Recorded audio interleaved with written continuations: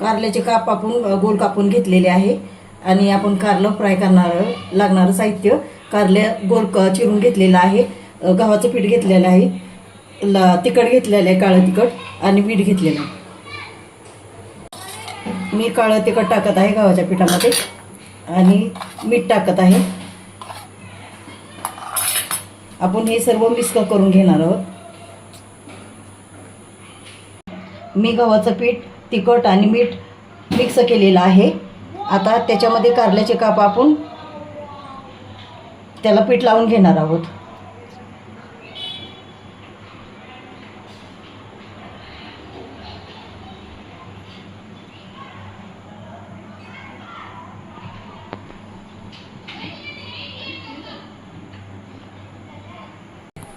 पहिलाच तवा गरम करायला ठेवलेला होता. तवा गरम झालेला आहे.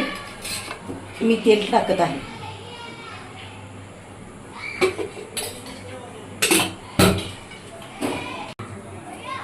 कारल्याच्या कापला पीठ लावून घेतलेलं आहे.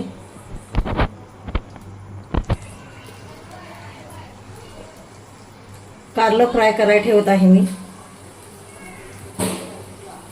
हे मंद आचेवर ठेवत आहे. असं सगळं आपण ठेवून घ्यायचंय. सगळे कारल्याचे काप पिठामध्ये मिसळून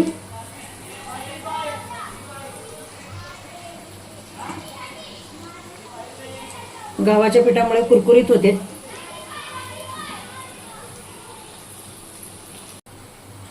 कारल्याचे काप आपले पिठात मिसळून सर्व तव्यावर ठेवलेले आहेत. आता ते आपण पलटी करत आहोत.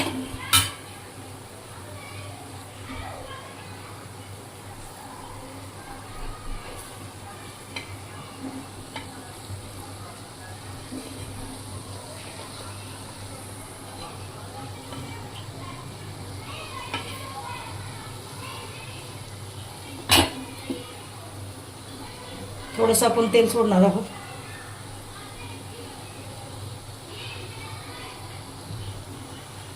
असं सोडल्यावर सगळीकडे मिसळल तेल.